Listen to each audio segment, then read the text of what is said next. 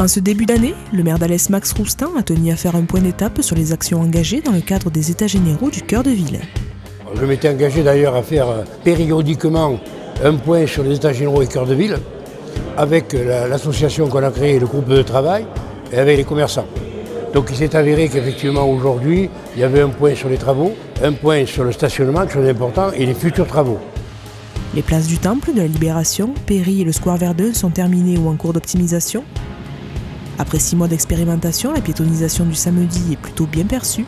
Les tarifs de stationnement en surface ont baissé dans la zone A après la première heure offerte.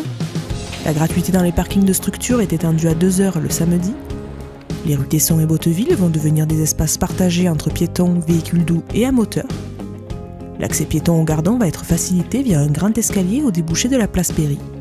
Autant de mesures qui ont été mises en place après concertation et qui le sont toujours au fur et à mesure. J'ai voulu co-construire le système, c'est pour ça qu'il y a les États généraux au cœur de ville et le cœur du territoire. Il n'y a rien de figé. Le marbre, tout évolue évidemment, puisque tout change dans la vie aujourd'hui et change très vite.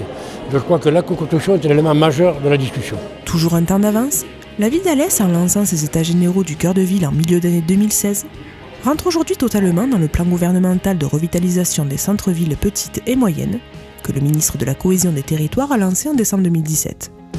Ce plan, baptisé Action Cœur de Ville, dont l'objectif est de redynamiser les centres-villes en agissant sur tous les fronts, sera doté d'environ 5 milliards d'euros sur 5 ans.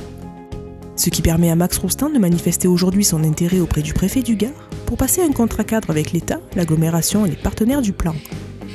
De nombreuses actions validées et engagées dans le cadre des États généraux peuvent en effet être rattachées aux mesures envisagées par l'État pour imaginer les cœurs de ville de demain.